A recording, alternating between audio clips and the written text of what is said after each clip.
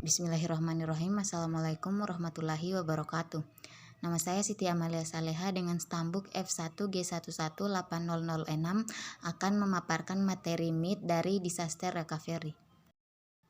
Materi pertama yaitu pengantar perencanaan kontingensi. Perencanaan kontingensi merupakan salah satu dari berbagai rencana yang digunakan dalam siklus manajemen risiko. Perencanaan kontingensi dilakukan ketika terdapat potensi untuk terjadinya bencana atau pada tahap aktivitas kesiapsiagaan. Siklus manajemen risiko tersebut termaksud perencanaan kontingensi digunakan dalam pengelolaan bencana berbasis kewilayahan. Perencanaan untuk kejadian buruk yang tidak terduga biasanya melibatkan manajer dari manajemen bisnis umum serta komunitas teknologi informasi dan infosec yang diminati. Mereka secara kolektif menganalisis dan menilai seluruh infrastruktur teknologi organisasi menggunakan pernyataan misi dan tujuan organisasi saat ini untuk mendorong kegiatan perencanaan mereka. Namun, untuk sebuah rencana untuk mendapatkan dukungan dari semua anggota organisasi, itu juga harus disetujui dan didukung secara aktif oleh komunitas bisnis umum yang berkepentingan. Itu juga harus dipantau dan dikoordinasi dengan hati-hati dengan komunitas infosec berkepentingan untuk memastikan bahwa informasi dilindungi selama dan setelah kejadian yang merugikan seperti insiden atau bencana. NIST adalah lembaga federal non-peraturan dalam Departemen Perdagangan AS yang berfungsi untuk meningkatkan inovasi dan daya saing di Amerika Serikat dengan bertindak sebagai clearinghouse untuk standar yang terkait dengan teknologi. Yang pertama yaitu Divisi Keamanan Komputer NIST memfasilitasi berbagai informasi tentang praktik yang dapat digunakan untuk mengamankan sistem informasi. Kemudian yang kedua, NIST menyarankan hal berikut, yaitu karena sumber daya sistem informasi sangat penting untuk keberhasilan organisasi, sangat penting bahwa layanan yang diidentifikasi yang disediakan oleh sistem ini dapat beroperasi secara efektif tanpa gangguan yang berlebihan. Perencanaan kontingensi mendukung persyaratan ini dengan menetapkan rencana, prosedur, dan tindakan teknis yang menyeluruh yang dapat memungkinkan sistem untuk dipulihkan secepat dan seefektif mungkin setelah gangguan layanan. Dan yang ketiga, beberapa organisasi khususnya Badan Federal untuk alasan keamanan nasional diwajibkan oleh undang-undang atau mandat lain untuk memiliki rencana dan prosedur seperti itu setiap saat. Organisasi dari berbagai ukuran dan tujuan juga harus bersiap untuk hal yang tidak terduga. Materi kedua yaitu insiden respon. Respon insiden atau IR adalah seperangkat upaya perencanaan dan persiapan organisasi untuk mendeteksi, bereaksi, dan memulihkan dari suatu insiden. Rencana respon insiden atau rencana IR adalah produk terdokumentasi dari perencanaan respon insiden. Rencana yang menunjukkan upaya yang dimaksudkan organisasi jika terjadi insiden. Perencanaan respon insiden atau IRP adalah tindakan yang diambil oleh manajemen senior untuk mengembangkan dan menerapkan kebijakan insiden respon, rencana, dan tim respon insiden. Tim respon insiden keamanan komputer. Organisasi memiliki pengalaman dalam mendeteksi, bereaksi terhadap, dan memulihkan dari serangan, kesalahan karyawan, pemadaman layanan, dan bencana alam skala kecil. Meskipun mereka mungkin tidak secara resmi melabeli upaya tersebut, insiden respon harus direncanakan dan dikoordinasikan dengan hati-hati karena organisasi sangat bergantung pada penanganan dan penyelesaian insiden yang cepat dan efisien. Oleh karena itu, insiden respon planning atau IRP merupakan persiapan untuk upaya tersebut dan dilakukan oleh tim IRP atau IRPT.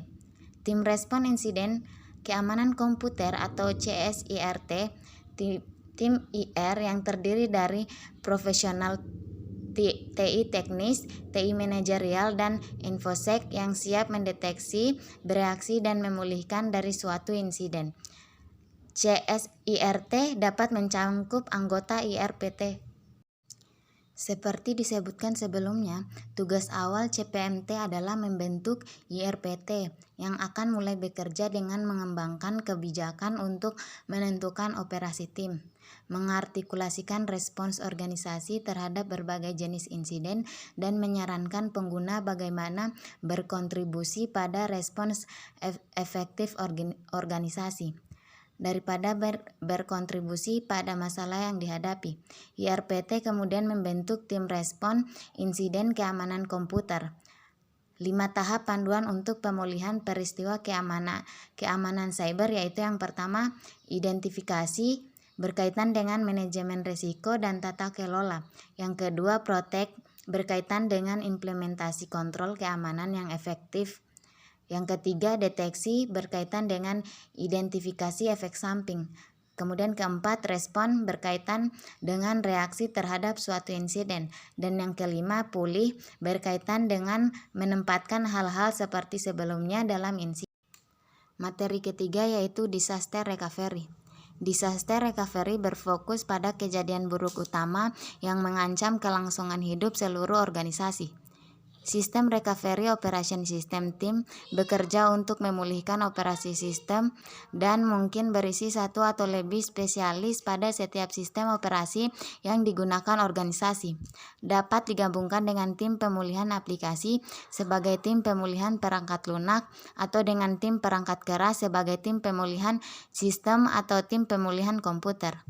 Rencana disaster recovery harus dites secara berkala agar tim disaster recovery bisa memimpin upaya pemulihan dengan cepat dan efisien. Di antara elemen kunci yang harus dibangun CPMT ke dalam rencana disaster recovery termaksud penurunan peran dan tanggung jawab yang jelas, di mana setiap orang yang ditugaskan ke tim disaster recovery harus menyadari tugasnya selama bencana. Metode yang paling umum dari klasifikasi bencana adalah untuk mengevaluasi jumlah kerusakan yang berpotensi ditimbulkan oleh bencana, biasanya dalam skala sedang, signifikan, atau kritis. Dalam dokumen DRP terdapat setidaknya 5 tahapan dalam menghadapi bencana, yaitu respon, recovery, resumption, reconstruction, dan relocation. Rencana disaster recovery dapat mengklasifikasikan bencana dengan berbagai cara. Metode yang paling umum dari klasifikasi bencana adalah untuk mengevaluasi jumlah kerusakan yang berpotensi ditimbulkan oleh bencana, biasanya dalam skala sedang, signifikan, atau kritis. Misalnya, bencana juga bisa diklasifikasikan berdasarkan asalnya, seperti alami atau buatan. Sebagian besar bencana jatuh ke dalam kategori alami, tetapi beberapa bisa diikat ke asal-usul buatan manusia seperti pembakaran, terorisme, penolakan layanan yang didistribusikan serangan, atau ransomware. Menguji fungsionalitas sistem termasuk kontrol keamanan, sistem penghubung ke jaringan atau sistem eksternal lainnya, dan operasi alternatif peralatan dengan sukses. Prosedur pemulihan harus ditulis dengan lugas, gaya langkah demi langkah untuk mencegah kesulitan atau kebingungan. Dalam keadaan darurat, tidak ada langkah prosedural yang harus diasumsikan atau dihilangkan. Materi keempat yaitu business continuity atau kelangsungan bisnis. Kelangsungan bisnis atau BC yaitu serangkaian upaya organisasi untuk memastikan kelangsungan hidup jangka panjang ketika bencana menghalangi operasi normal di lokasi utama. Organisasi sementara menetapkan operasi kritis di situs alternatif sampai dapat melanjutkan operasi di situs utama atau memilih dan menempati situs utama baru. Rencana kesinambungan bisnis atau rencana BC, produk terdokumentasi dari kesinambungan bisnis perencanaan. Rencana yang menunjukkan upaya yang dimaksudkan organisasi untuk melanjutkan fungsi kritis ketika operasi di situs utama tidak layak.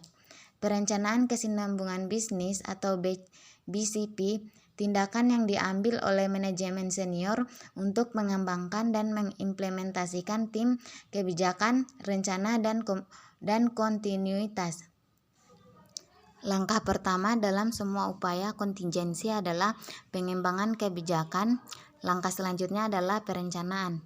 Di beberapa organisasi, ini dianggap operasi bersamaan, di mana pengembangan kebijakan adalah fungsi perencanaan, sementara di lain kebijakan datang sebelum perencanaan dan merupakan proses yang terpisah.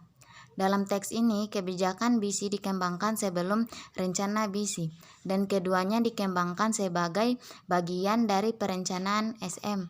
Pendekatan 7 langkah yang sama yang direkomendasikan NIST untuk CP dapat disesuaikan dengan model 8 langkah yang dapat digunakan untuk mengembangkan dan memelihara program BISI yang layak.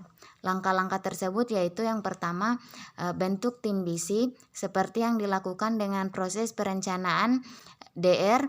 Awal tugas ke tim BISI termaksud pimpinan tim kemungkinan besar akan dilakukan oleh CPMT. Namun personal tambahan mungkin perlu ditugaskan kepada tim saat spesifikasi kebijakan dan rencana BISI dikembangkan, dan peran tanggung jawab individu harus ditetapkan. Yang kedua, kembangkan pernyataan kebijakan perencanaan BISI. Sebuah kebijakan organisasi formal memberikan wewenang dan bimbingan yang diperlukan untuk mengembangkan rencana kontinuitas, seperti halnya proses kebijakan di seluruh perusahaan. Ini penting untuk memulai dengan visi eksekutif. Yang ketiga yaitu tinjauan BIA. Informasi yang terkandung dalam BIA dapat membantu mengidentifikasi dan memprioritaskan fungsi dan sistem organisasi yang penting untuk tujuan kelangsungan bisnis, sehingga lebih mudah untuk memahami apa fungsi dan sistem perlu dibangun kembali di tempat lain jika terjadi bencana. Yang keempat, identifikasi kontrol pencegahan. Sedikit yang dilakukan di sini secara eksklusif untuk BISI. Sebagian besar langkah-langkah yang diambil dalam proses CP dan DRP akan memberikan dasar yang diperlukan untuk BCP. Yang kelima, buat strategi relokasi. Strategi relokasi yang menyeluruh memastikan bahwa fungsi bisnis akan dibangun kembali dengan cepat dan efektif secara bergantian lokasi setelah terjadinya gangguan. Yang keenam, kembangkan rencana BISI.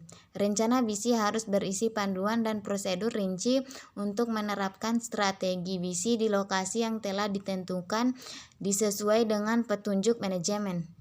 Yang ketujuh, pastikan pengujian rencana BISI, pelatihan dan latihan.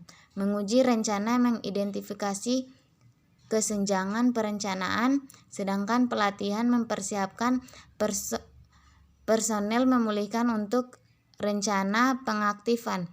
Kedua kegiatan meningkatkan efektivitas rencana dan lembaga secara keseluruhan kesiapan. Yang kedelapan, pastikan pemeliharaan rencana BISI.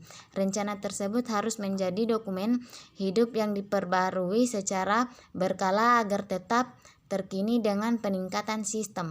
Itulah tadi materi yang dapat saya sampaikan. Wassalamualaikum warahmatullahi wabarakatuh.